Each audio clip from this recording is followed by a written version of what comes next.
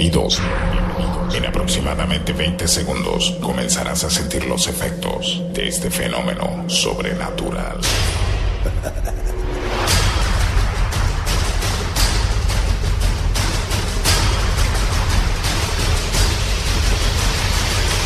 Mundo.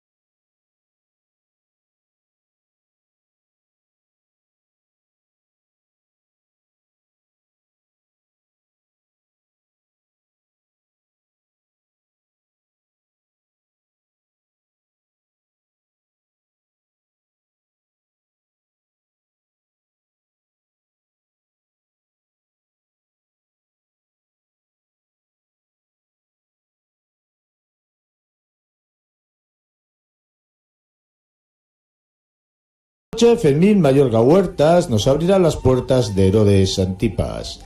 Concha Vara nos hablará de la Piedra del Sol y Michael Martínez Blanco del caso Dailov.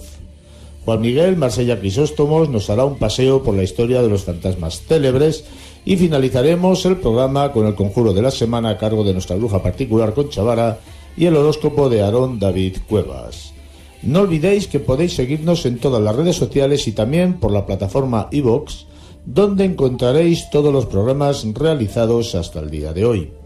También podéis escuchar los mejores programas del mundo del misterio del momento en Unidos por el Misterio, radiomundoinsólito.es.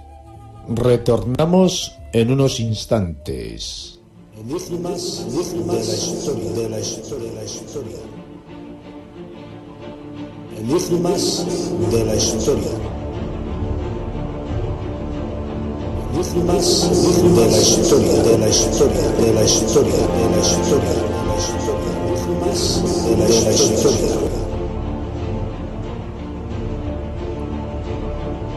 Fermín Mayorga, buenas noches, bienvenido, compañero. Hola, ¿qué tal? Muy buenas noches. ¿Cómo estamos? Pues bien, estupendamente, como siempre. De momento hay salud, al haber salud, estamos todos bien. ¿Recuperado ya del cumpleaños? Sí, claro. No, yo tampoco lo viví muy intensamente, por lo tanto, bien, sin problemas. El otro día estuvimos hablando de un Herodes y hoy vamos a hablar de otro Herodes, ¿verdad? Sí, la semana pasada estuvimos hablando, si se acuerdan los oyentes, de Herodes el Grande y toda un poco su vida y tal. Y hoy vamos a hablar de uno de sus hijos, precisamente, que fue Herodes Antipas, que comenzó a gobernar precisamente desde el 4 a.C. hasta el 39 después de Cristo. Y precisamente, bueno, pues en el tiempo en que estaba de emperador Calígula.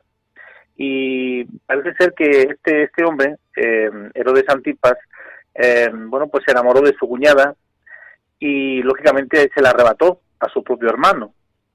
Esta mujer se llamaba Herodías y era la madre pues de la también famosa Salomé, de la que hablaremos un poquito luego. Y para casarse con Herodías, Antipas hubo precisamente de divorciarse de su primera esposa, que era una mujer nabatea, árabe nabatea, y el padre de la repudiada, que era un rey importante, que se llamaba Aretas IV, invadió precisamente Galilea y propinó a Antipas una fuerte derrota militar, sobre todo por esos hechos que habían ocurrido con su hija, ¿no? Por ese desprecio, por ese repudio que había tenido. Y quizás esta fue el único contratiempo que realmente tuvo en su reinado Herodes Antipas. Y a pesar de esta disposición, bueno, pues Antipas supo no ofender en demasía los sentimientos religiosos judíos, sobre todo porque practicó una política de acercamiento a ellos, de escucharlos, etcétera, etcétera, y no tuvo mucho problema real con los judíos en cuanto a que si le pedían algo, rápidamente Antipas se lo concedía porque conocía muy bien al pueblo judío, sabía lo que había ocurrido con su padre en algunos enfrentamientos y lo que otros tetrarcas habían pasado también por movilizaciones y movimientos contra ellos por parte de esta comunidad. Lo cierto es que, por un lado, fingía ser un judío piadoso, aunque no se tomara en serio alguna de las normas de la ley de Moisés, pero por otro, digamos que se comportaba como un fiel aliado de los romanos. y de cualquier modo, bueno, pues procuró siempre esa convivencia entre paganos y judíos en el territorio de Galilea. Algunos judíos incluso creyeron, ¿no?, que el ejército de Herodes había perecido ante la guerra con Aretas IV, el padre de la repudiada, de la primera mujer de Herodes, por la ira de Dios, sufriendo, bueno, pues ese castigo por haber matado también, como no, a Juan Bautista, al famoso Juan el Bautista. Y si nos vamos hacia atrás, pues tenemos que recordar la vez que Juan el Bautista se enfrentó con Herodes, ¿no?, y le vociferaba en público cuando se reunía pues con masas de personas, ¿no?, que estaba viviendo en pecado con la mujer de su hermano, y esto lógicamente pues molestaba mucho a su mujer, quien ya tenía a Juan entre ceja y ceja. Pero Juan no le tenía pánico, no le tenía miedo a esta mujer y no se sentía por ello pues amedrentado, ¿no? Así que cada vez que podía le echaba en cara su pecado de adulterio y le decía que se arrepintiera, ¿no?, que se arrepintiera del mismo. Un día que estaban celebrando el cumpleaños de Herodes Antipas en el palacio, cuando precisamente habían ya bebido bastante vino, bueno, pues parece ser que se le subió un poco a la cabeza el vino, y la hijastra, que se llamaba Salomé, que era una jovencita hermosa, según te describen los evangelios también, le dedica un baile, y bueno, pues quedó completamente fascinado con ese baile y con la muchacha, que la llama y le dice: oye, pídeme lo que tú quieras, que te daré lo que tú me pidas, ¿no? Y es a partir de ahí cuando, bueno, pues ella le pide, y sobre todo la mujer de Herodes Antipas, al ver esa oportunidad, no la pierde, ¿no?, y se confabula con su hija para solicitarle a Herodes la cabeza de Juan el Bautista, y sobre todo que se la traiga, ¿no?, que se la traiga en una bandeja de plata. Y Juan, que en ese momento pues se encontraba encarcelado, va a ser buscado y va a ser muerto, y le van a cortar la cabeza y lógicamente se la van a entregar a Salomé, tal y como le había solicitado, sobre todo la madre, que era la más deseosa de que esto sucediera por las prédicas que Juan el Bautista realmente estaba haciendo en la calle sobre ella, sobre que era poco menos que una adúltera por haber tomado a Herodes y haber sido repudiada la primera mujer por él. Pero claro, si este personaje tiene algo de fama, no es tanto por estos hechos que sucedieron con Juan el Bautista, sino más bien por el propio Jesús de Nazaret, que en un momento determinado pues se encuentra cara a cara con este personaje en el Sanedrín cuando bueno, pues va a ser casado, y por Pilatos en este caso, porque realmente Antipas, es decir, Herodes Antipas, no tenía potestad en el territorio donde gobernaba Pilatos, que es donde se detiene realmente a Jesús, que es en la zona de Jerusalén. Y a partir de ahí, ¿qué ocurre? Bueno, pues los evangelios te hablan claramente de esa relación entre Jesús y Herodes cuando están en el Sanedrín, lo que allí ocurre, como le dice: oye, tú eres rey de los judíos, lo típico, ¿no? Y bueno, pues también te encuentras, por ejemplo, algún párrafo de los evangelios donde se enteró el rey Herodes por su nombre, se había hecho célebre sobre todo el nombre de Juan el Bautista, e inclusive él, que era muy supersticioso, pensaba que este Jesús de Nazaret era la reminiscencia del propio Juan Bautista, que había resucitado, y que como tal, bueno, pues él quería realmente conocerlo para cerciorarse de que realmente pues no era Juan el Bautista y era otro. Él ya sabía que hacía milagros o que al menos curaba a personas, y tenía muchas ganas de conocerlo, y como la Pascua coincidió con ese momento, pues él desde sus territorios se acercó hasta Jerusalén para celebrar la Pascua, y es cuando se encuentra con esta detención de Jesús de Nazaret por parte de Poncio Pilatos. Y bueno, pues Poncio Pilatos, que no se llevaba muy bien con Herodes, porque precisamente en unos actos que cometió Pilatos contra los judíos y masacró a un grupo de ellos, Herodes como que no le miró bien, y a partir de ahí lo tiene un poco como de lado. Bueno, pues ese momento va a servir para que se unan entre ellos y comiencen ese juego de yo te paso la pelota, tú me pasas la pelota, yo te doy a Jesús, tú me lo pasas, y al final ni uno ni otro parece que se atreven a condenar a este personaje. Bueno, pues al final sí que se deciden condenarlo, y vuelvo a repetir, no era el territorio de Herodes para condenarlo, no tenía potestad para condenarlo en ese territorio, pero participa porque le da esa garantía a Poncio Pilato para demostrarle que quiere acercarse a él y que quiere ser amigo de él, ¿no?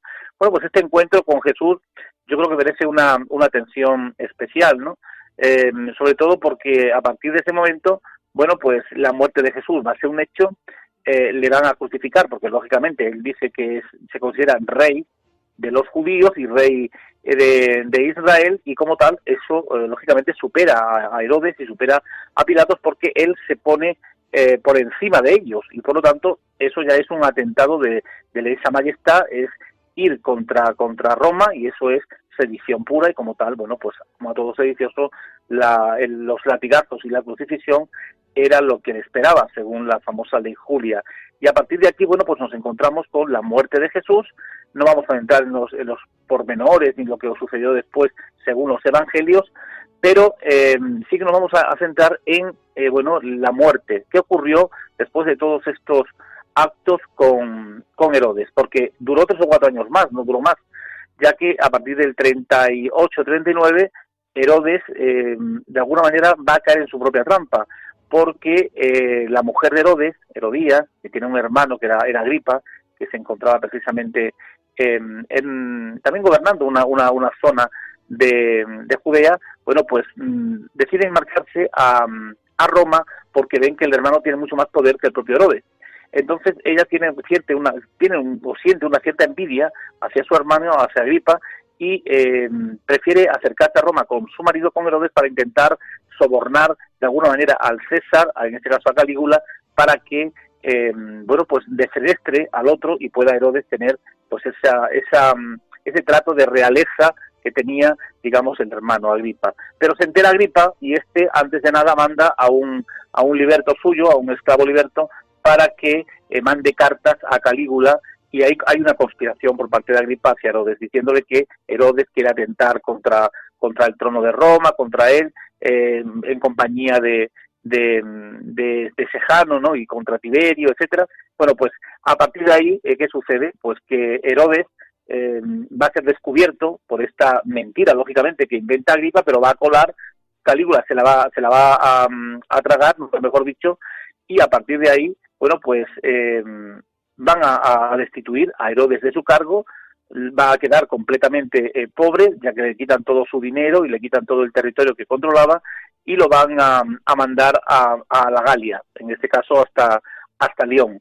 Y Herodías, que era la hermana de Agripa y mujer de Herodes, queda donde se encontraba el hermano, pero ella piensa que no debe de desobedecer a su marido, porque si ha estado en los buenos momentos con él, también quiere estar en los malos, y prefiere marcharse con él que estar con el hermano, y el hermano ya había incluso puesto una buena cantidad de dinero, ¿no?, para que pudiera vivir alegremente, pero decide marcharse con él, y se marcha también a las Galias para, bueno, pues morir con su marido, posiblemente en ese espacio, en ese lugar. Aunque hay también algunas crónicas que te hablan de que incluso después de las Galias se vino a España, y que realmente donde murió fue aquí, en España, y no tanto en la Galia, que fue de alguna manera inicialmente a donde se le trasladó. Así que, como puedes comprobar, no sabemos más de la muerte de este Herodes, de qué murió. Hay quien dice que murió también decapitado en España, que precisamente lo mandan a decapitar ahí en ese territorio, en la Hispania romana, pero son unas crónicas que no están muy claras, ¿no? Lo que sí está claro, sobre todo por Flavio Josefo, que es el que te habla de este personaje, de que realmente fue trasladado hasta León, y no te cuenta más, ni siquiera te nombra el tema de España, ¿no? Lo de España viene por otro lado, como una especie de leyenda que se cuenta, ¿no? Pero ahí tenemos a este personaje que, bueno, pues tiene esa parte importante, o ese halo de historia y de ser alguien que ha sido grande, no tanto por las hazañas, que prácticamente no hizo casi ninguna, fue perder con su suegro inicial, con Areta IV, y después no hizo nada más, simplemente construir obras, etcétera, etcétera, hasta que llegó el momento en que realmente aparece Jesús de Nazaret, y es cuando realmente Herodes suena a nivel universal, a nivel mundial, y cuando se empiezan a escribir los evangelios, donde aparece su nombre en el momento en que Jesús va a ser condenado en el Sanedrín. Por lo tanto, esto es un poco la historia de este personaje, que desde luego no murió como murió su padre. Acuérdate, aquel hombre que le hicieron un auténtico entierro por todo lo alto, prácticamente también comido de gusanos en un momento determinado, etcétera. Pero él no, él, como estaba desfenestrado, estaba pobre, pues moriría posiblemente como un pobre más de la época, ya que no tenía ya derecho a nada. De todas las maneras, en aquella época, Fermín, las traiciones y las conspiraciones estaban al orden del día, ¿no? Entre ellos mismos, entre la misma familia, se tiraban a matar.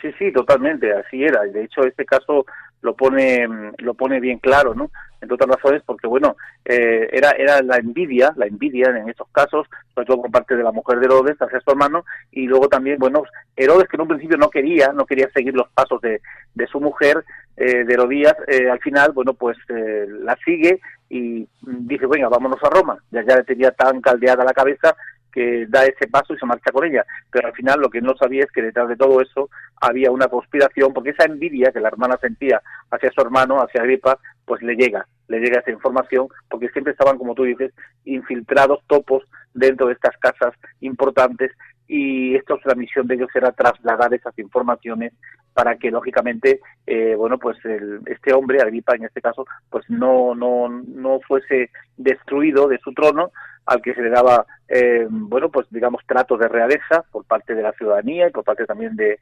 Calígula, pero al final esa conspiración, que era muy normal dentro de Roma y dentro de todos los estatutos o de las personas que tenían un estatus importante, bueno, pues hasta nuestros días, porque yo creo que eso ha formado parte siempre del hombre, ¿no?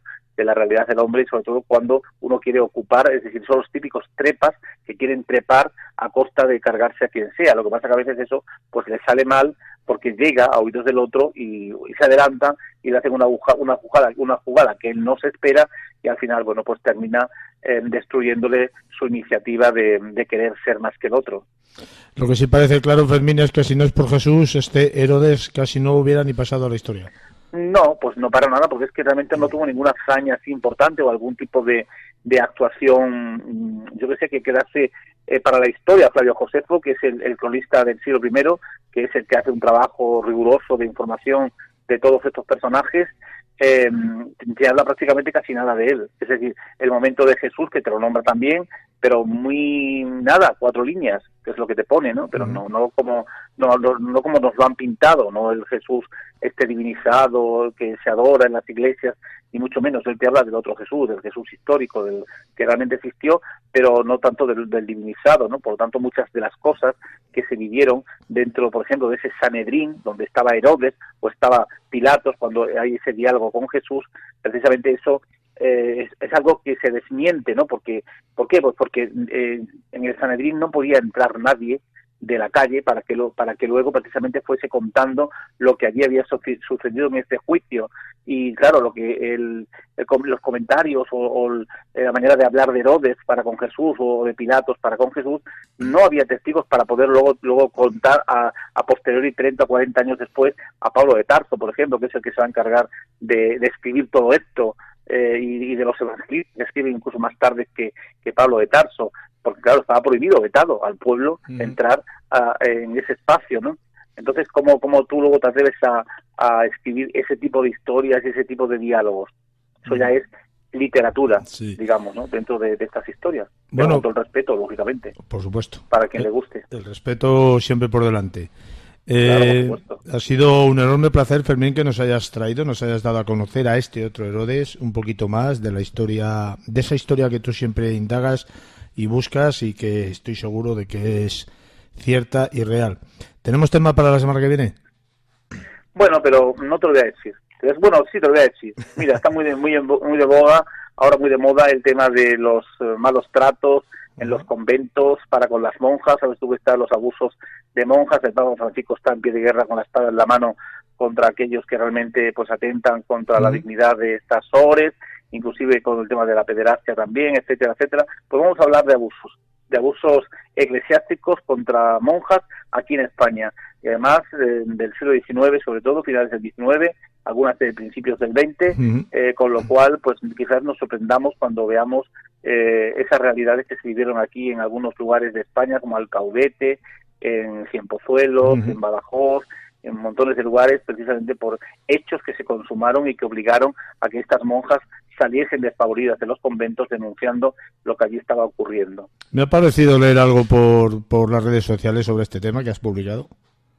Sí, he publicado hace poquito he publicado algo al respecto, precisamente sacado de ahí de esas hemerotecas del Archivo Histórico Nacional, y ahí te encuentras pues estas grandes joyas, ese tipo de historias que se contaron en su día, que sucedieron, pero que estaban ahí como larvadas, como tapadas para que no saliesen a la luz. Y bueno, como hoy puedes entrar a cualquier archivo y a cualquier hemeroteca para poder inspeccionar, pues mira, te encuentras con este tipo de regalos y lo que menos que compartirlo con la gente para que conozca esta realidad que ahora tan de moda está y que ya un siglo atrás pues también se estaba perpetrando y llevó a que muchas religiosas tuvieran que fugarse de los conventos, literalmente subiéndose a los techos, lanzándose por las paredes con cuerdas o pidiendo ayuda a otras personas de la calle para que las ayudaran a salir del cenobio, porque realmente el maltrato que ellas mismas sufrían en sus cuerpos pues era lo suficientemente importante como para querer abandonar aquel claustro. Un tema que mucho me temo tiene más de 100 años, como tú acabas de mencionar, del siglo pasado, y que se remonta mucho más a la historia de la Iglesia. Fermín, muchísimas gracias, como siempre, un fuerte abrazo. En una semana nos volvemos a escuchar. Venga, será un placer como siempre. Un fuerte Hasta abrazo luego. a todos.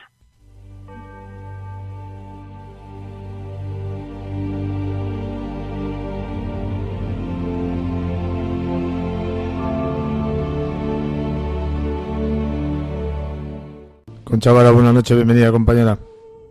Buenas noches, Juan Carlos. ¿Qué tal? Bien, ¿cómo estamos? ¿Cómo llevamos esos puntitos? Cada vez mejor, lento, sin prisa, pero sin pausa. Lento pero firme, ¿no? Sí, cada vez mejor, sí, estoy bastante mejor. Vale, ¿qué temas nos traes?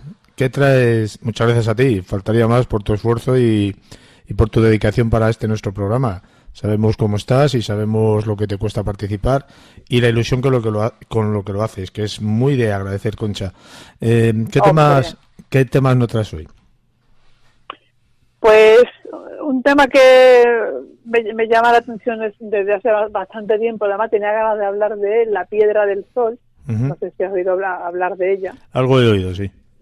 Sí, ¿verdad? Porque, bueno, existe una leyenda para mí muy bonita.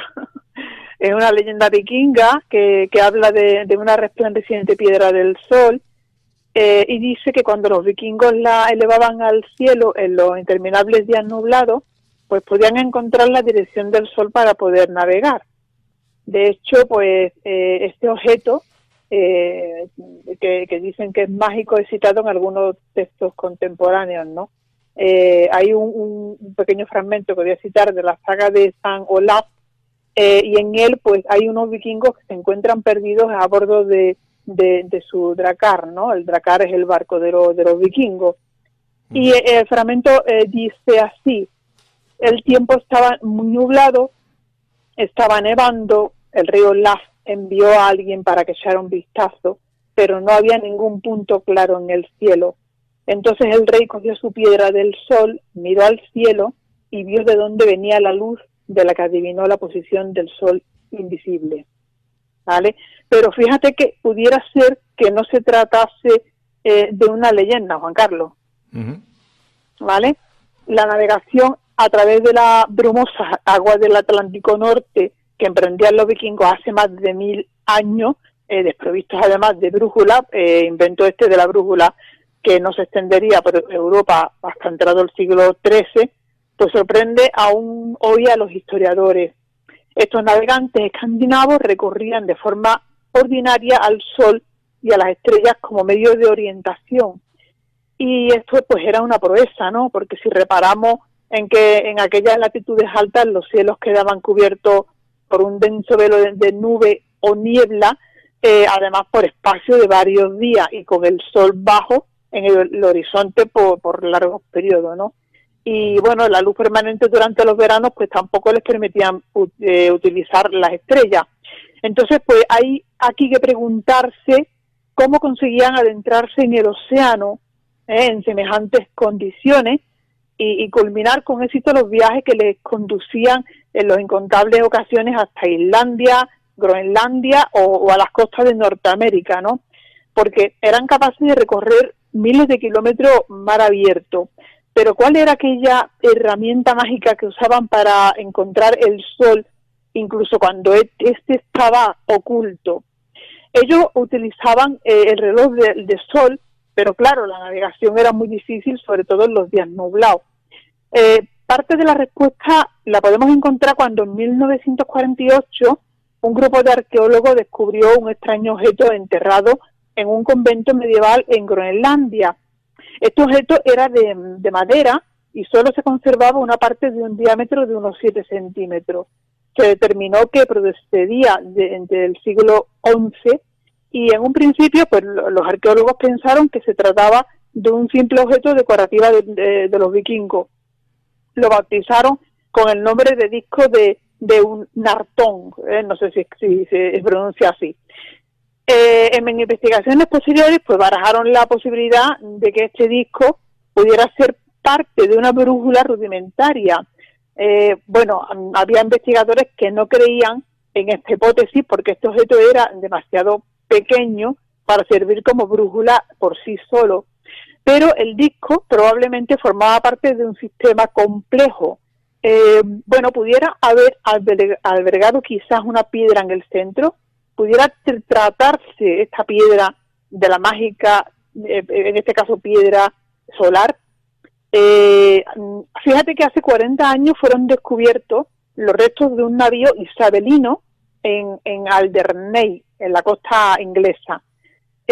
Había naufragado en el año 1592, posiblemente después de chocar contra uno de los muchos arrecifes que se encuentran en la zona y 4 años después de la derrota de la Armada Española.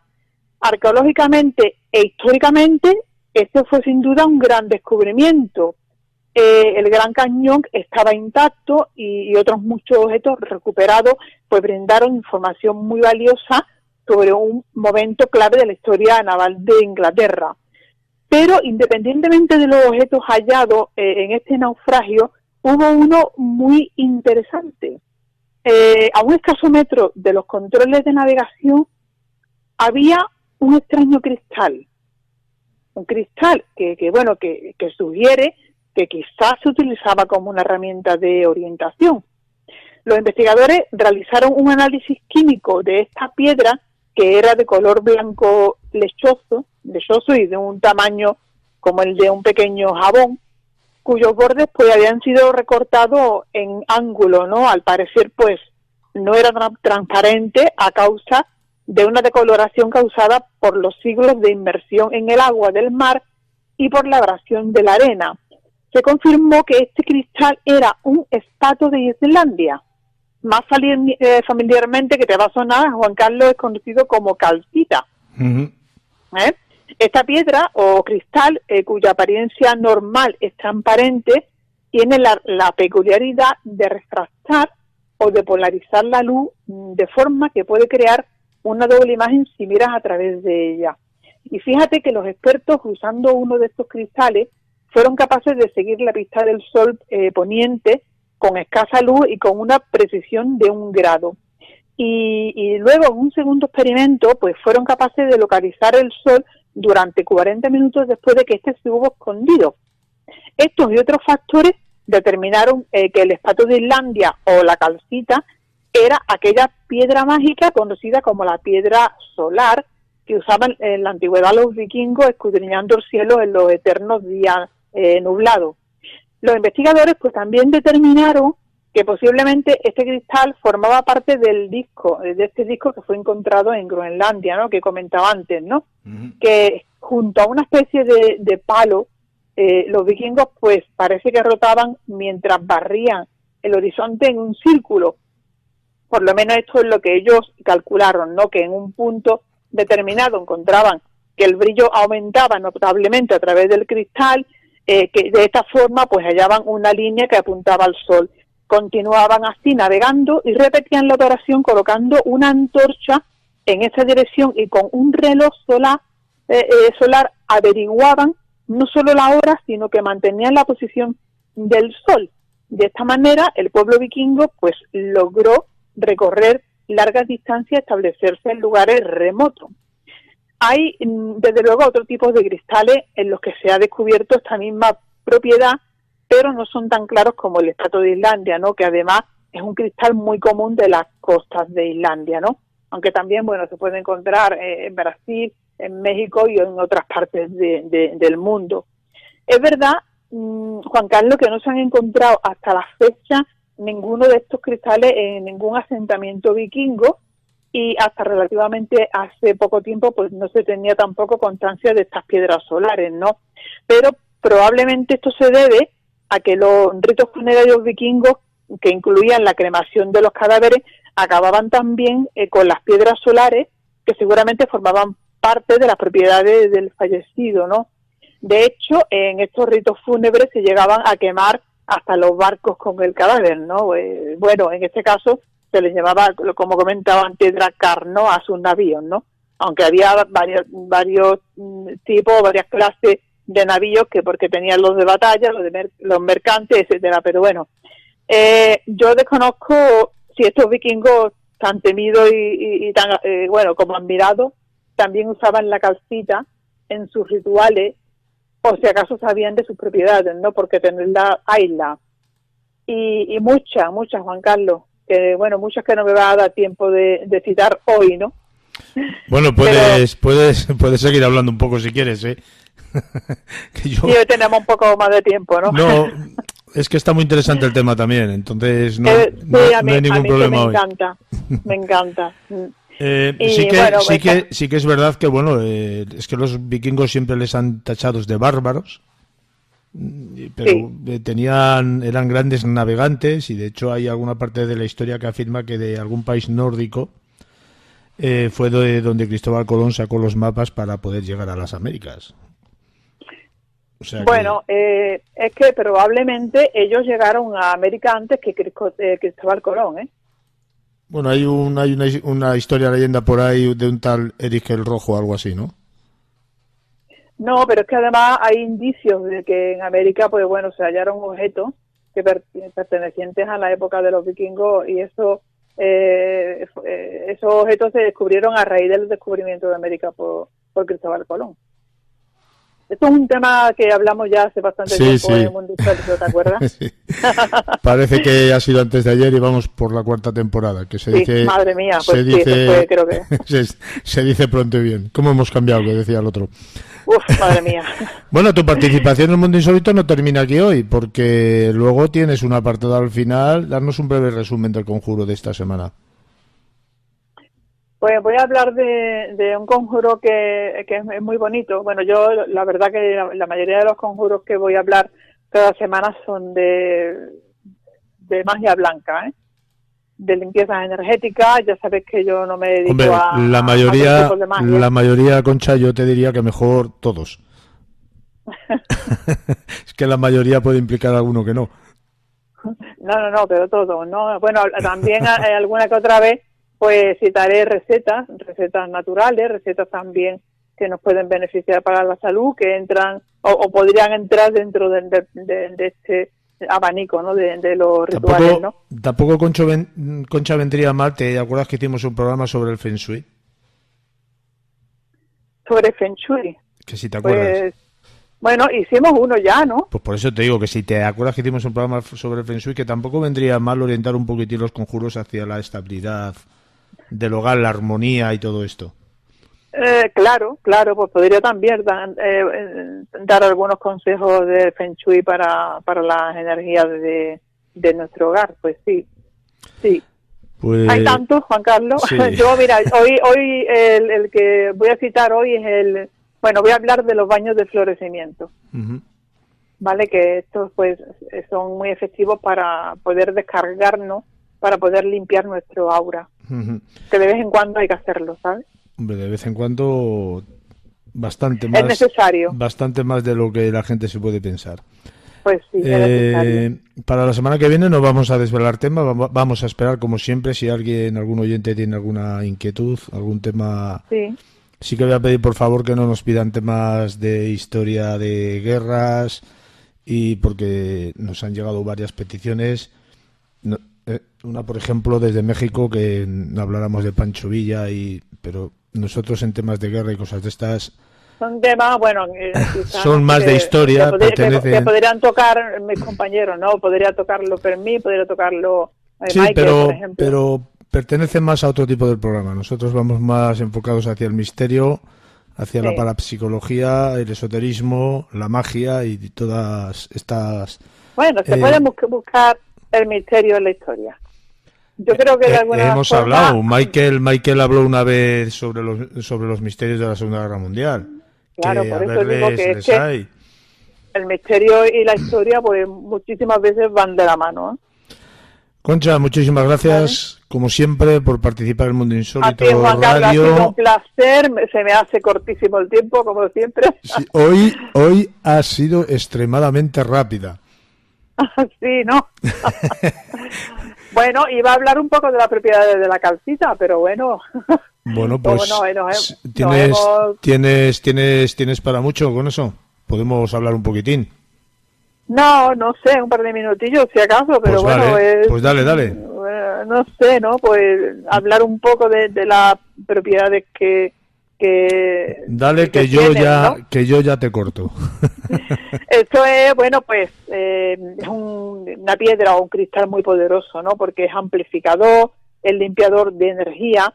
La calcita, pues lo que hace es que limpia las energías negativas del entorno.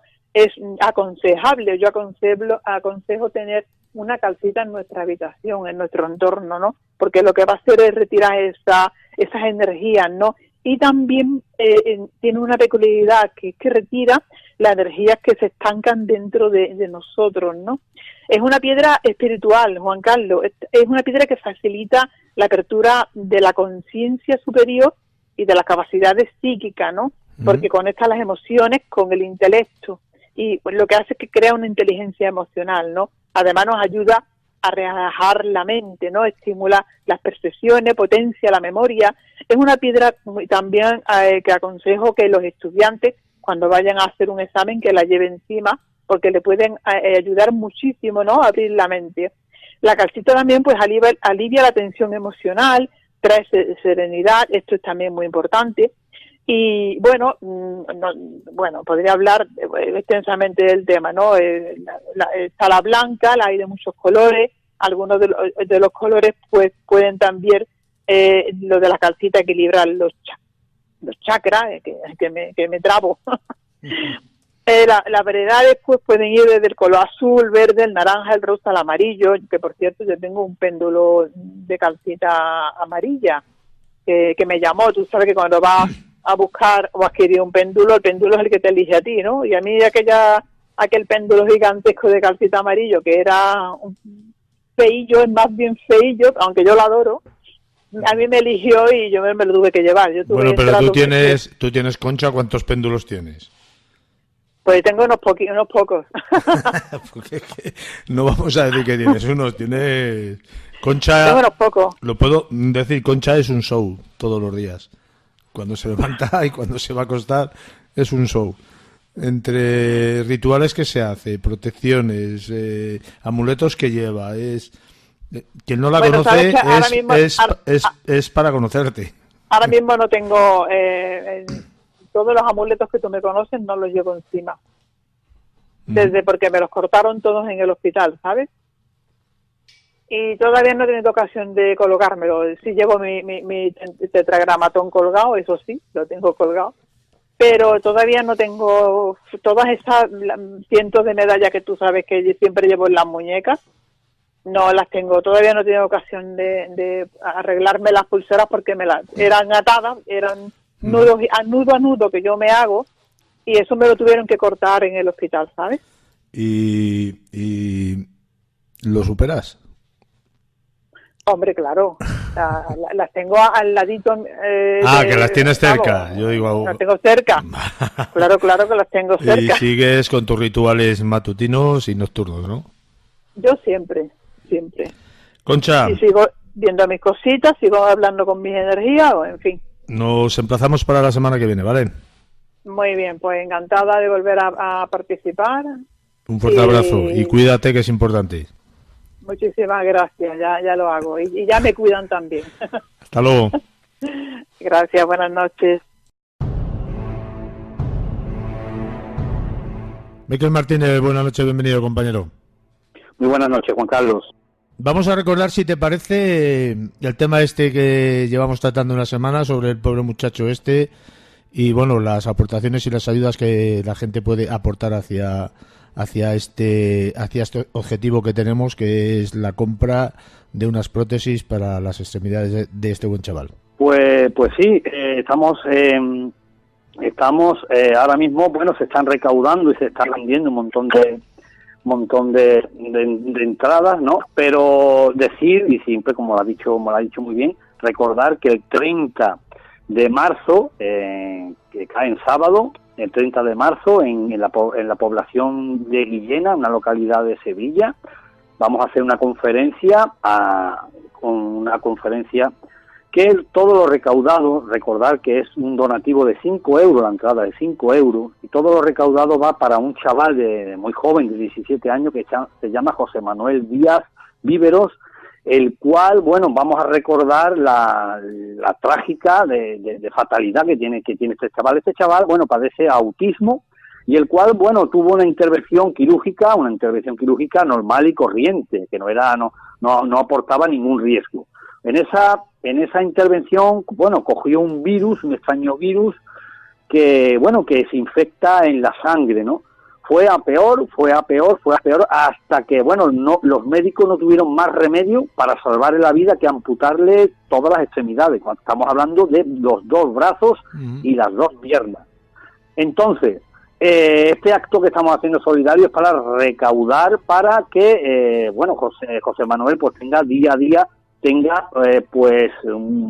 un diario ameno, ¿no? Que se le haga el día más ameno. ¿Cómo? Bueno, pues intentándole comprar unas prótesis para que el chaval, se defienda un poco en la vida, ¿no? Dado que, la entrada tiene un aforo limitado y estoy seguro que se va a llenar, las aportaciones económicas se pueden hacer a través de un número de cuenta y a través de un teléfono, pedir información para cómo poder aportar un donativo, por mínimo que sea, que pueda ayudar a este buen muchacho, Michael.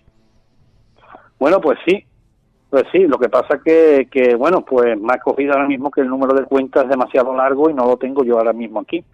Uh-huh. El número de cuenta, si te parece, lo voy a dar yo, que lo tengo aquí a mano. La entidad bancaria es... La Caixa. La Caixa, pues, y el concepto es donativo, ¿verdad? Sí, tiene que decir donativo para José Manuel. Vale, pues el número de cuenta es 17 21 00 25 93 73 01 10 24 24 71. Repito, 17 21 00 25 93 73 01 10 24 24 71. Ahí podéis aportar la cantidad, por mínima que sea, es importante para poder ayudar a este buen chaval y hacerle un poquitín la vida algo más sencilla y más fácil dentro de la gravedad de la situación que tiene. También podéis llamar al 636 13 62 78, al 636 13 62 78 para pedir una mayor información sobre el evento y todo lo que vosotros preciséis. Michael, ¿te parece que vayamos al tema? ¿Qué temas traemos hoy? Bueno, vamos a hablar del incidente Díaz-Love, ¿no? Y bueno, también da casualidad que también son chavales muy jóvenes. Y hasta hoy en día es un verdadero misterio lo que le pasaron a esos 9 excursionistas en esos montes Urales. Estamos hablando de Rusia, ¿no? Y bueno, y hasta hoy en día no se sabe la causa de esa muerte, ¿no? ¿Por qué vamos a traerlo aquí en el Mundo Insólito? Mira, muy fácil, porque ocurrió hace 60 años y se acaba de reabrir, o sea, la policía rusa acaba de reabrir otra vez el caso, y esta vez dicen, incluso hasta políticos están metidos en medio, que dicen que esta vez sí van a dar con la solución. Bueno, Juan Carlos, yo creo que es muy difícil después de 60 años, ¿no?, de que den con esta respuesta. Así que para los oyentes vamos a decir que de qué se trata, ¿no?, el incidente Díaz-Love. Para ello nos vamos al 25 de enero de 1959. Bueno, pues se forma un grupo de 9 excursionistas y que contaban con un guía, el cual los llevaría a un enclave situado en los Montes Urales, ¿no?, para esquiar, ¿no? Para ellos eran muy atrevidos, ¿no? Y es decir que eran estudiantes de universidades y bueno, y ellos por el tiempo libre que los dedicaban, pues querían emociones, ¿no? El lugar estaba en lo que es la República de Komi, ¿no? Y en el Oblast, ¿no? Bueno, decir que estaba en los Montes Urales, que estamos hablando de Rusia. El líder del grupo era Igor Diavlov, por eso se llama el incidente Diavlov. Bueno, este chaval, contaba con 23 años de edad, ¿no? Y el grupo, también en ese grupo también habían 2 chicas. Decir que ninguno superaba la edad de 25 años, salvo el guía, ¿no? El guía que tenía 37 años.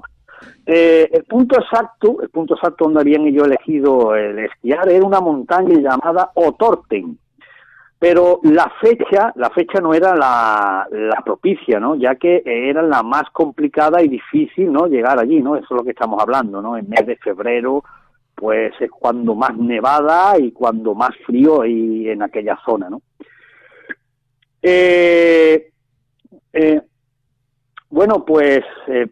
Pero aún así, imaginaron, ¿no? Pero así continuaron la expedición. Bueno, pues seguimos, así que el 27 de enero llegan a Visayas. Visayas es una pequeña población, llegan en coche, en un camión, y de allí partirían a pie, ¿no? Ya empezarían a lo que es ascendente, ¿no? Lo que era ascender. Pero la casualidad que un miembro, Yuri Yudin, enferma, el cual no puede continuar y decide, abandonar la expedición y quedarse allí en el pueblo de Visay, ¿no? Eso fue para decir que esa fue la decisión más acertada que tomaría Yudin, ¿no? Ya que es el único que sobrevivió. Así que ya nos vamos al 31 de enero, llegan al borde de una zona montañosa que estaba muy elevada. Por el mal tiempo no pueden continuar, ¿no? Así que deciden montar el campamento.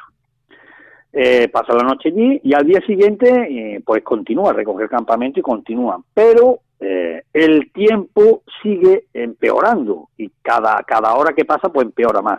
Y eso hace que se extravíen de lo que es su ruta, ¿no? Y se pierden, ¿no? Y llegan a la cara oeste de una montaña llamada Kolat Sikalk, que está dentro del territorio de una tribu, ¿no? Que es los Mansi. Esta montaña, los Mansi la llaman montaña de la muerte. Por algo tendrán ellos, o lo sabrán que la llaman así, ¿no? Bueno, pues los chicos, debido a que casi no pueden ver dónde estaban, porque no se veía ni a 1 metro de distancia, pues deciden montar el campamento, un campamento allí improvisado para pasar la noche. Como seguridad, Igor Dialov, comunicó antes de salir que el 12 de febrero, ya cuando estuviesen de regreso en la población de Visay, él enviaría un telegrama a su familia, ¿no? Diciendo que estaba todo bien y que, había sido un éxito o, no habían pasado tan bien. Pero el chico nunca envió dicho telegrama, ¿no? Así que si ya nos remontamos al 20 de febrero, claro, el 20 de febrero, desde el 12 al 20 de febrero la familia no pudo aguantar más, no tenían noticia de Igor, pues decidieron ya dar la voz de alarma. Así que se montó un equipo de rescate de estos alpinistas, de estos excursionistas, donde participarían, claro, voluntarios, participarían también fuerzas del ejército y la misma policía, ¿no? Estuvieron buscando los chicos desde el 20 hasta el 26 de febrero, que es cuando encuentran el campamento lo encuentran abandonado en lo que es en la montaña que hemos dicho antes, la montaña de la muerte. Empiezan a inspeccionar el campamento y una de sus tiendas presenta una extraña apariencia. Vieron que la tienda tenía indicios de que había sido cortada y desgarrada, pero desde su interior, como si sus ocupantes quisieran salir con rapidez utilizando algo cortante, ¿no? También encuentran una serie de 9 pares de huellas que llevan hasta un bosque cercano. El bosque estaba a menos de 1 kilómetro del campamento. Cuando los rescatistas entran en el bosque, lo primero que encuentran es resto de una hoguera, una hoguera, allí en medio de lo que es el bosque. y lamentablemente encuentran los 2 primeros cadáveres, ¿no? que estaban junto a esa hoguera. Por extraño que parezca, estaban en ropa interior y por si fuera poco estaban descalzos. Junto a ellos, bueno, había también un árbol cuyo tronco había restos de sangre, ¿no? Cuando se analizó y cuando se comprobó que esos 2 cadáveres, vieron que uno de ellos presentaba que sus manos estaban totalmente desgarradas, ¿no? Sobre todo los dedos, ¿no? Y comprobaron y se dieron cuenta de que ese tronco de árbol, ese tronco estaba manchado de sangre, bueno, pues había restos incluso de carne, ¿no? Y comprobaron de que precisamente ese chaval intentaba subirse al árbol porque se dejó prácticamente la palma y la yema de los dedos se lo dejó justo en el tronco del árbol. Allí en el bosque, en un espacio no más de 600 metros, encuentran otros 3 cadáveres, ¿no? Ya confirman de que esos 2 cadáveres son 2 chicos, y estos 3, bueno, pues también también pertenecen a estos excursionistas. Entre estos 3 cadáveres que encuentran al final, bueno, entre ellos está Igor Diatlov, ¿no? El líder, ¿no? de la expedición. Y es extraño porque Igor llevaba un trozo de madera en su mano, ¿no? Y estaba congelado, totalmente congelado, en una postura que indicaba que se estaba defendiendo. Estaba con la mano extendida cubriéndose el rostro, ¿no? Y bueno, habían quedado en la última posición, claro, en esa temperatura pues estaba totalmente congelado. El otro presentaba un golpe en la cabeza, ¿no? Y el tercer cadáver era de una chica, ¿no? Que esta muy curioso, ¿no? Esta presentaba un tono de piel muy extraño, tan extraño que todo el mundo describe que la piel estaba como anaranjada. Era muy extraño el tono de piel de la chica. Pero la causa de su muerte, aparentemente, pudo ser la hipotermia, ¿no? Bueno, pues siguieron buscando los demás compañeros, pero no lo encontraron. Y no fue hasta el 4 de mayo, justo casi 2 meses después, el 4 de mayo, encuentran los otros 4 cadáveres, los cuales, bueno, no lo habían encontrado porque habían quedado sepultados por la nieve, ¿no? Lo extraño de estos 4 chavales, ¿no? Estos 4 cadáveres ya, es que estaban vestidos, pero su ropa pertenecían a otros compañeros. Decir que, para que lo entiendan, tenían las ropas cambiadas, ¿no? ¿Por qué lo sabían? Porque, bueno, allí con esa expedición, pues estaba el compañero Yuri Yugin, que fue el que se salvó, ¿no? Y fue el que bueno, in situ allí comprobó a sus compañeros, comprobó in situ de que se trataban de sus compañeros, así que él vio que esas ropas no pertenecían a cada uno de los que estaban vestidos. Todo esto es muy extraño. Uno de ellos también llevaba una cámara fotográfica, la cual solo se pudieron salvar algunas fotos, que son las fotos que hoy en día, bueno, que en las redes sociales y en internet podemos ver las fotos de este grupo de chavales, ¿no? Gracias a que algunas fotos se pudieron salvar. Eso es lo que se sabe actualmente y lo que se encontró. Después ya, una vez que los cadáveres fueron repatriados, fueron llevados para practicar la autopsia, bueno, pues aquí el doctor Boris Zorovnevny, vaya los apellidos rusos. Bueno, pues el doctor Boris hizo la autopsia, ¿no? Y él dictaminó que 3 de los 5 tenían lesiones mortales. 3 de estos 5 chicos tenían lesiones mortales. No tenía importante, uno tenía importantes lesiones en el cráneo, que como he comentado antes. Una de las chicas que se encontró le faltaban algunas costillas, también le faltaba la lengua y tenía fracturado el cuello.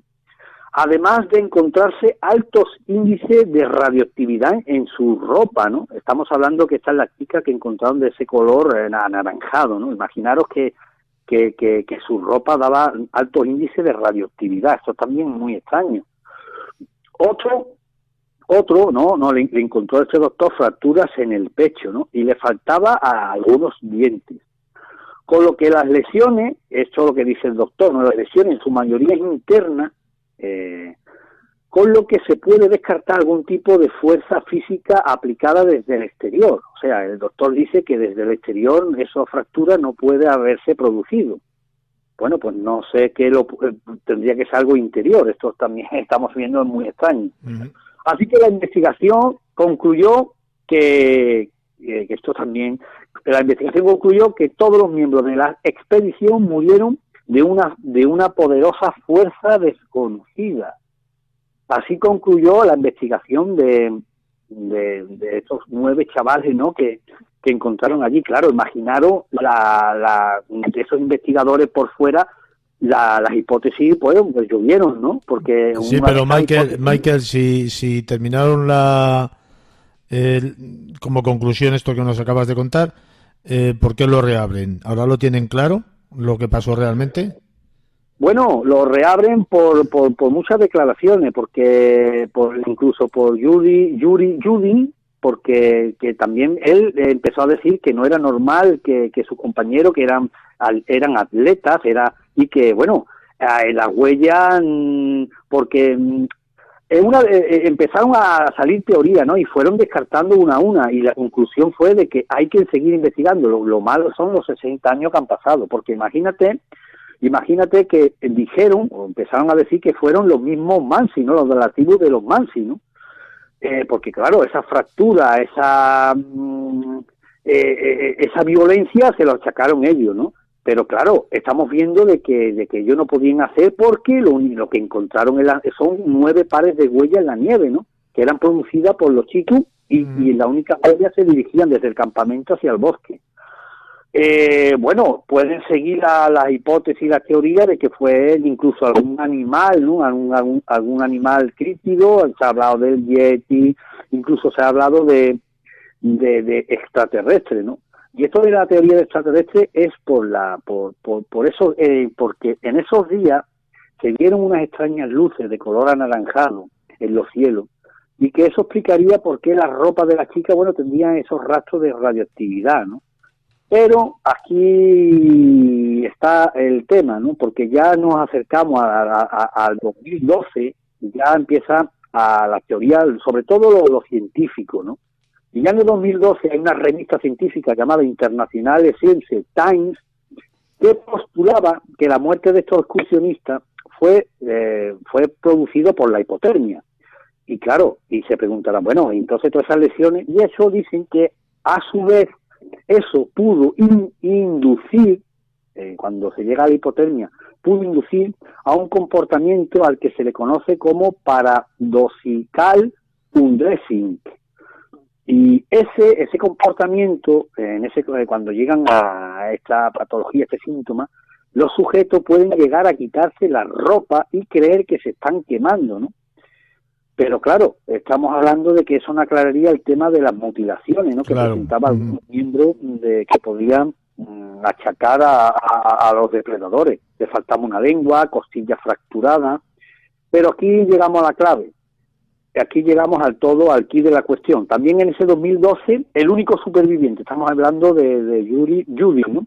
Él tuvo que abandonar al principio por una enfermedad, y eso fue lo que le salvó la vida. Imaginaros ese hombre reconociendo los cadáveres de sus compañeros. Sí. En esa revista, bueno, él dijo que cuando tuvo que identificar los objetos, ¿no?, y las pertenencias, y por supuesto la ropa, que es lo que aquí el tema está, la ropa, él dijo que entre esa ropa había algunas prendas militares que no pertenecían a los excursionistas. Eso lo dijo en el 2012. Antes no costó ninguna parte. Así que en el 2012 dijo, y claro, este hombre decir que dio prendas de ropa que no pertenecían a los excursionistas que estaban allí cuando llegaron los rescatistas, es una de dos. Con lo que podíamos pensar que el ejército había estado allí antes de que los propios rescatistas llegasen, ¿no? O fueran los responsables de lo sucedido.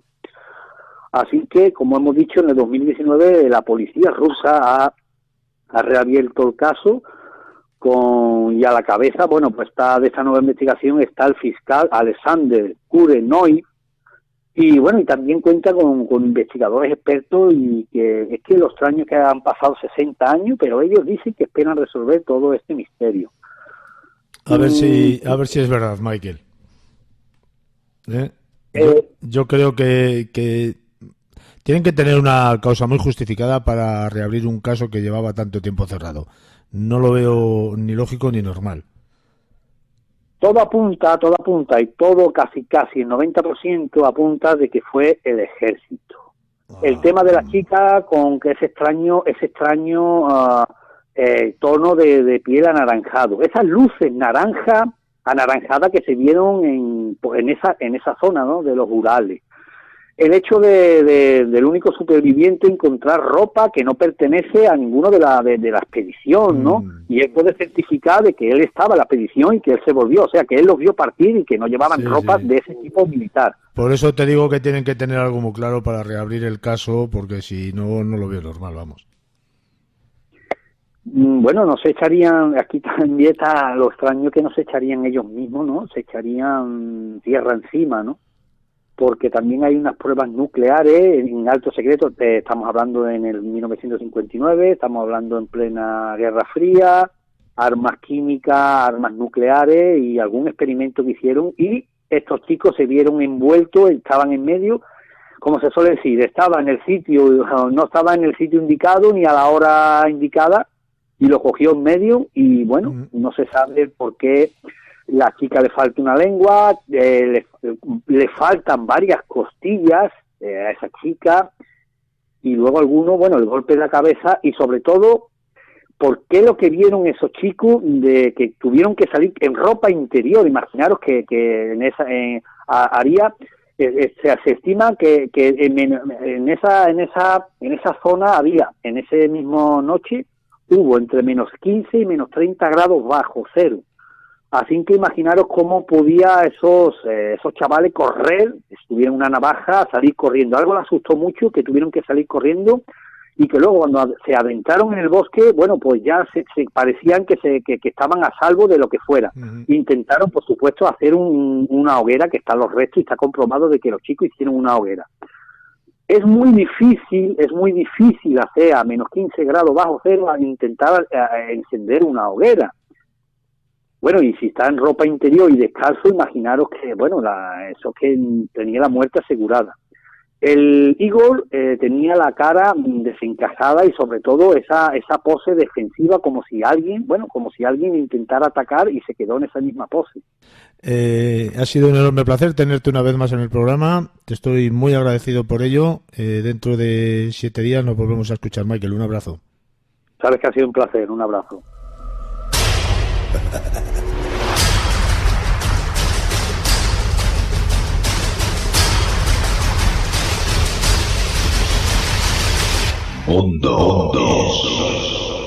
Juan Miguel Marsella, buenas noches, bienvenido, compañero.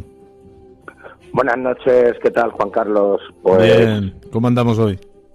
Pues mira, aquí andamos con estos fantasmas famosos y fantasmagorias famosas a lo largo de la historia.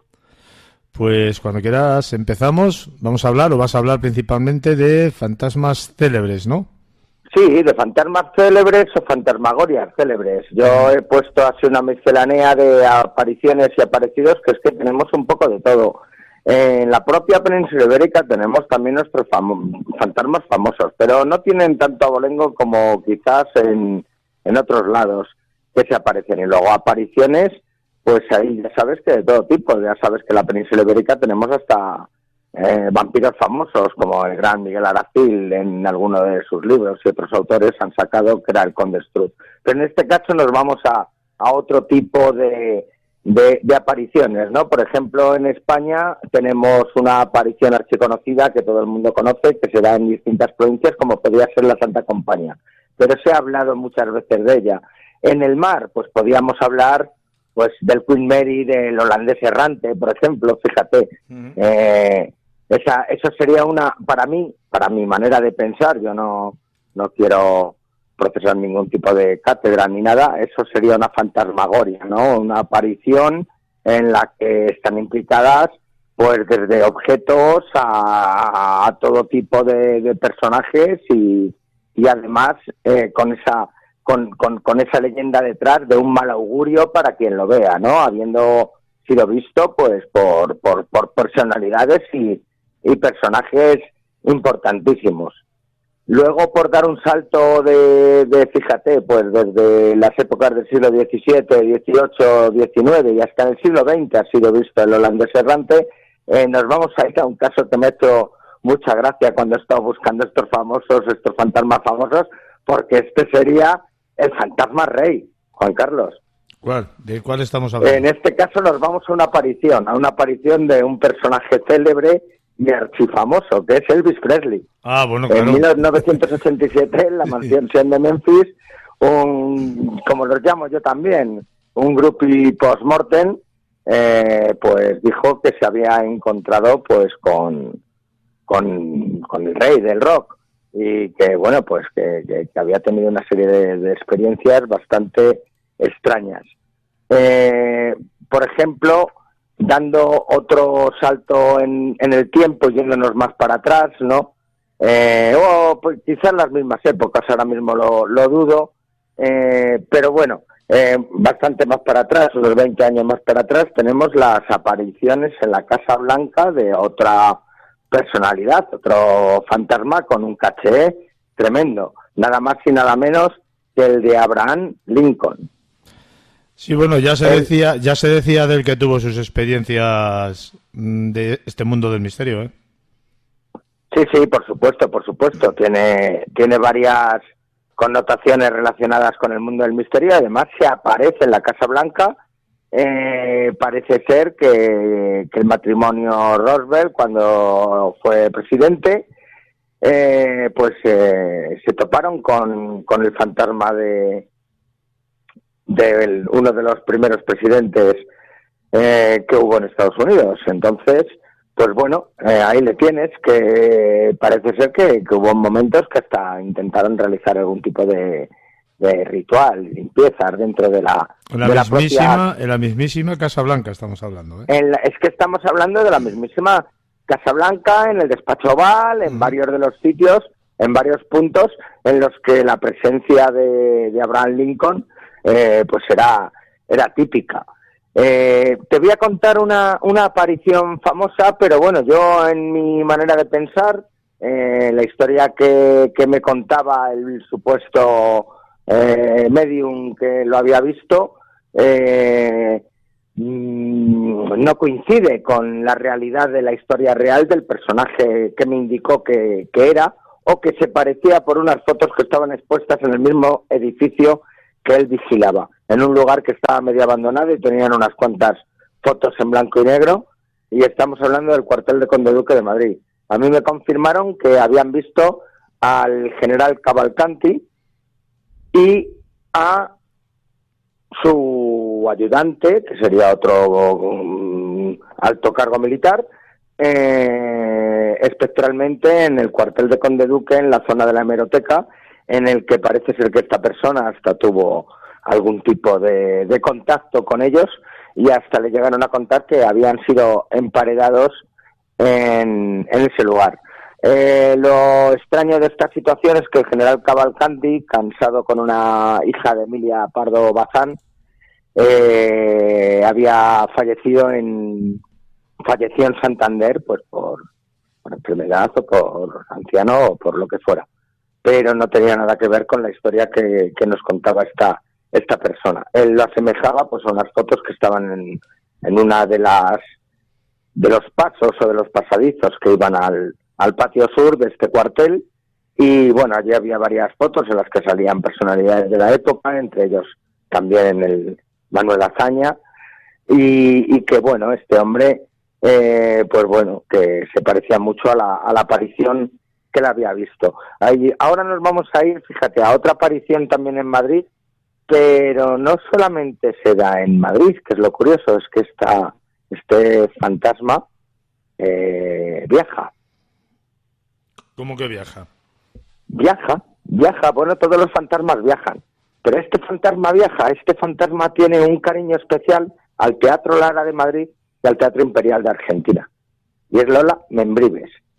Estamos hablando de una actriz de finales del siglo XIX y principios del siglo XX, que aquí, por ejemplo, en Madrid, en el Teatro Lara, conocido como la Bombonera, pues hizo un montón de representaciones, y tiró pues muchos años realizando distintas representaciones. Es más, contaban las malas lenguas, no sé si era con Alfonso XII o con Alfonso XIII, pero que mantenía algún tipo de relación con él.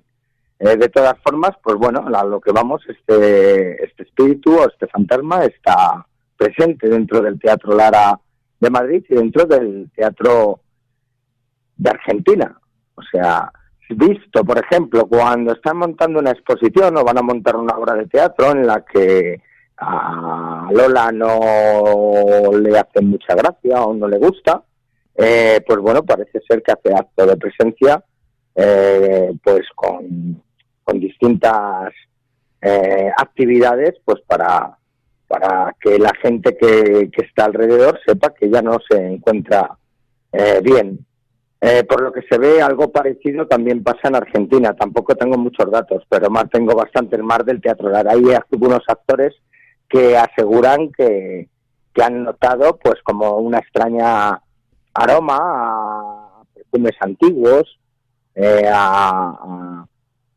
como si fueran olores de otras épocas. Y bueno, la curiosidad es esa, es uno de estos fantasmas que no solamente se ve en Madrid, sino que se ve en su tierra natal, que es Argentina. Y también, bueno, pues tenemos a una reina, ¿no? A una reina y mujer de Enrique VIII, que ha sido pues una de estas famosas apariciones fantasmales que se dan en la Torre de Londres, que no es la única. Estamos hablando, por ejemplo, de Ana Bolena. La gran Ana Bolena. La gran Ana Bolena. Pues la historia es un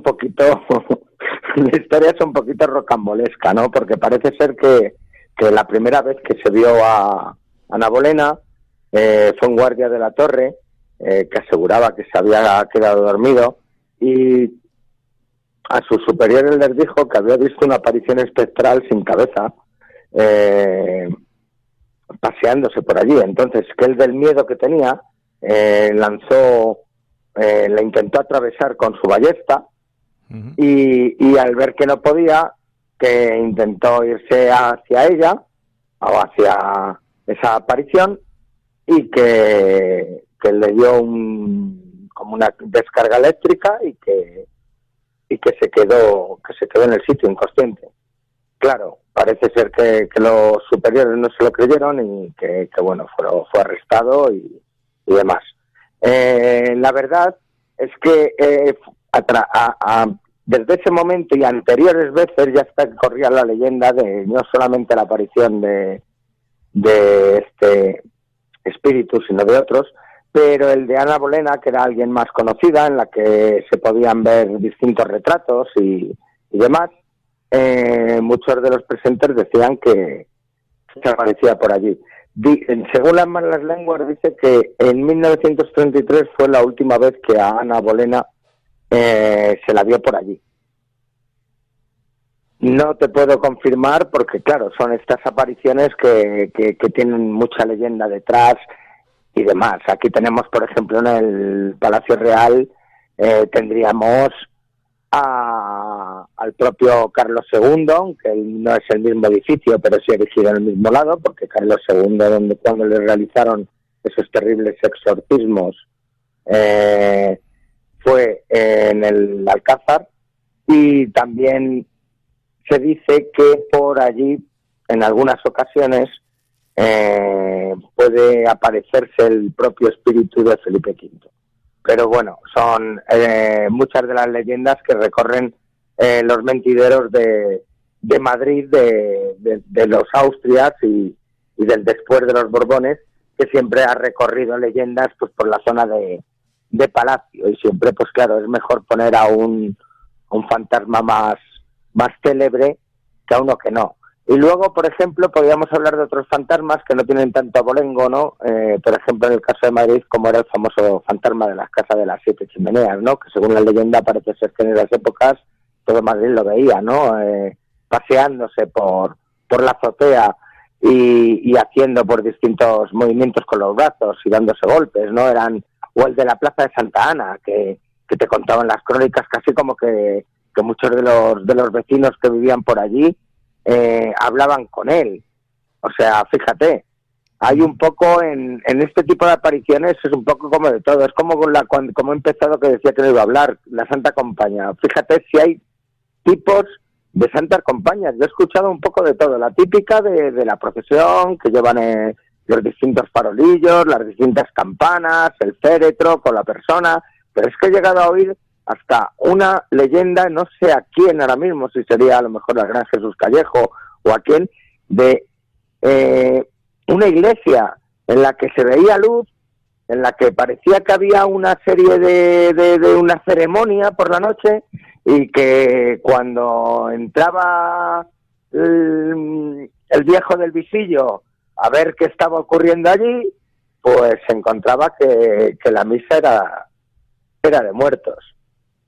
Esto no es nada raro. También en un convento de Santo Domingo, en este caso, era una especie de misa de frailes, y cuando los frailes que estaban durmiendo reales del convento se levantaron asustados y fueron para el lugar de rezo y entraron, pues encontraron una auténtica prole de frailes fallecidos rezando, y que estaban pues supuestamente para perdonar los pecados de ese convento que se habían cometido.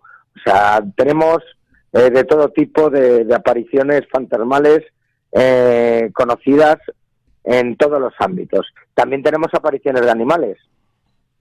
En este caso no. Apariciones de animales famosos. No, en este caso animales famosos, pero sí animales reconocidos por sus propios dueños, que es muy importante, porque apariciones de animales siempre ha habido.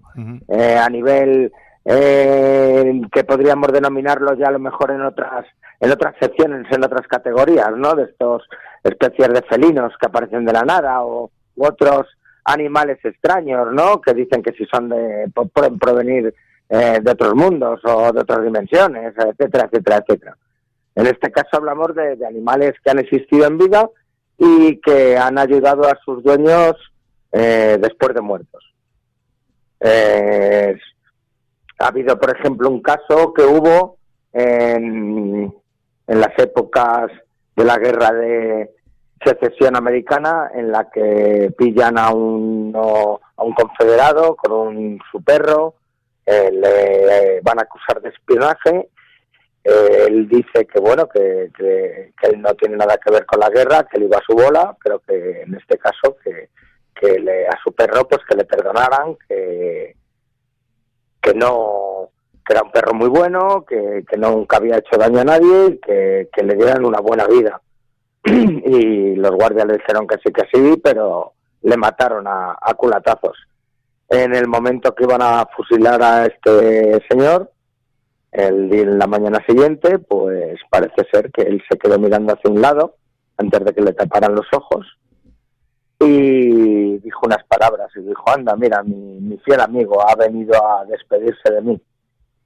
Y en ese momento el coronel, que tenía que dar la orden para que dispararan el fusilamiento, al mirar, pues vio la imagen del perro que habían matado la noche anterior, y le dio tal reparo que paró la ejecución. Ese mismo, a las pocos minutos, entraron el ejército contrario, le salvaron la vida, y bueno, pues hicieron lo que tuvieron que hacer con estos militares. Pero vamos, en este caso fue un salvamento por parte del perro a un suicidio, a un fusilamiento. Y en otro caso también en Cuba, de un perro que parece ser que salvó a su dueño antes de que una gran riada rompiera uno de los puentes. Podríamos hablar de muchas más, fíjate, de estas, por ejemplo, son casos también de esto, te lo puedo confirmar, que se lo he escuchado al propio Jesús Callejo, Carlos Canales. He visto también en el libro que tiene Miguel Pedrero y Jesús Callejo también te hablan, Miguel Pedrero y Carlos Gabriel Fernández, Nos vemos en el cielo. Te habla también de estas apariciones de animales o animales que han venido a ver a sus dueños y son testimonios de gente que han tenido estas experiencias.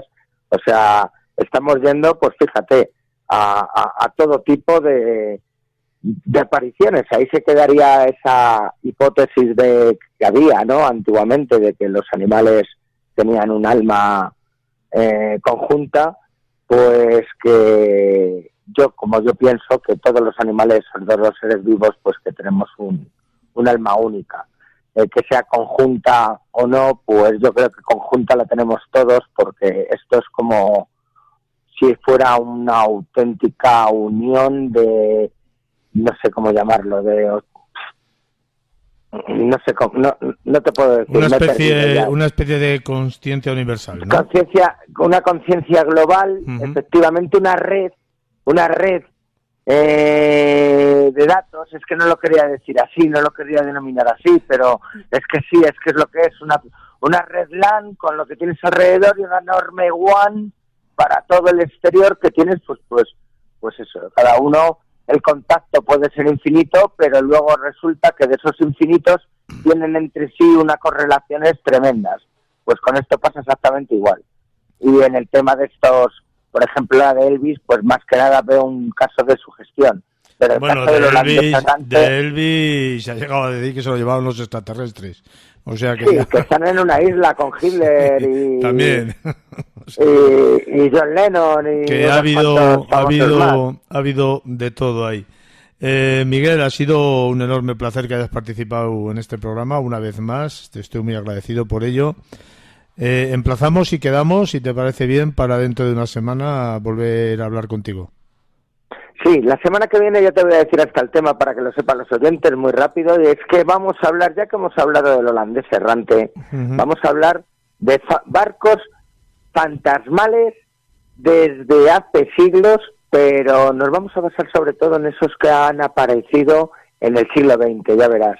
La verdad es que ponen los pelos de punta, esto sí que da miedo. Pues barcos fantasmales para la semana que viene. Juan Miguel, un abrazo.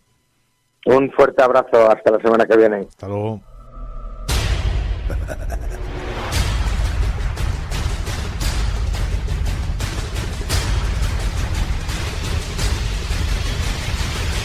Mundo.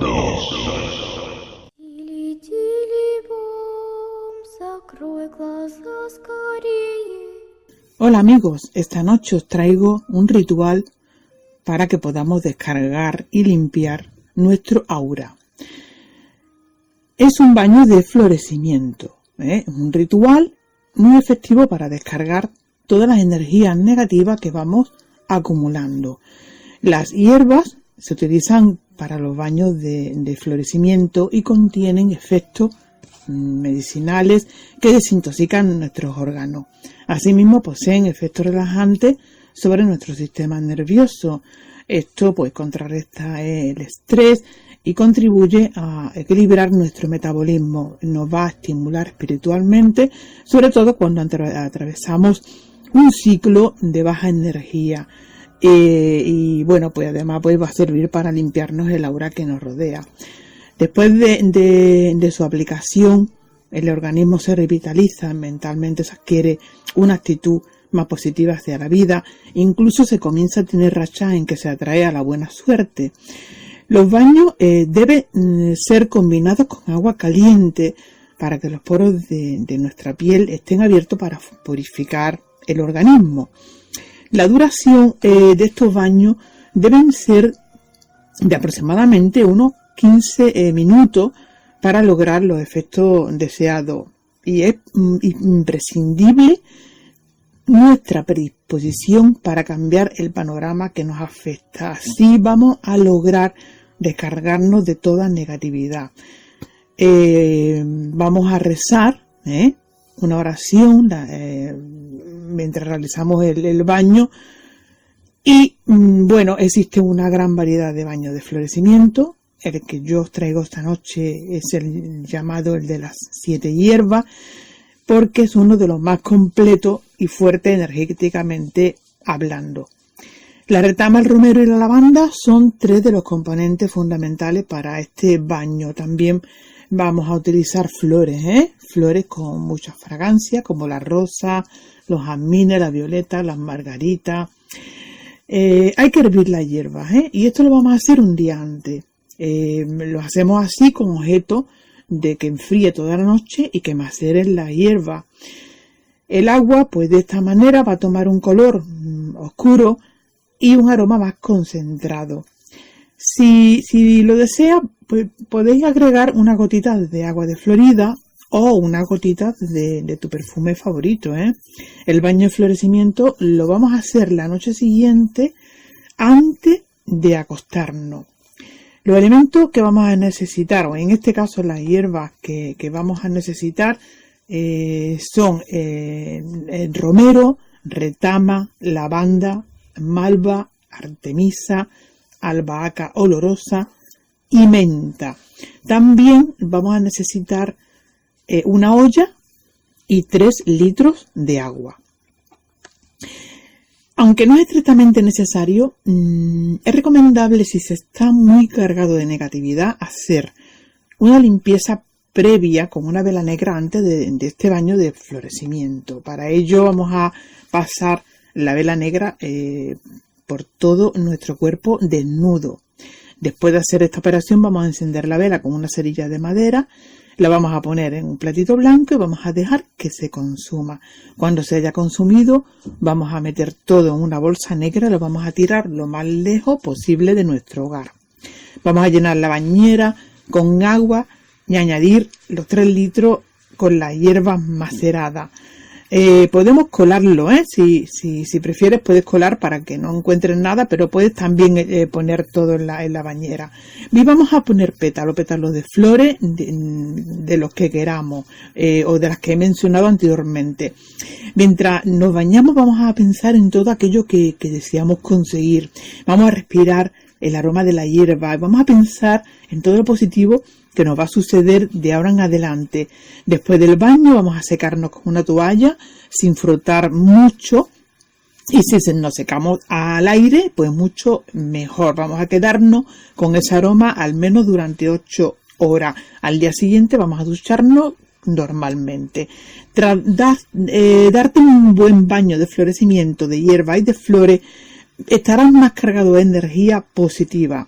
Este baño te permitirá empezar una nueva etapa de tu vida con una nueva energía.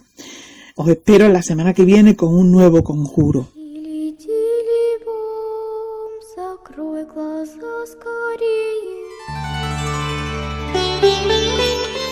Amigos de Radio España, Mundo Insólito, pues la disculpa que luego se nos pasan algunos signos, pero ahorita en la semana del 18 de febrero no nos va a pasar eso.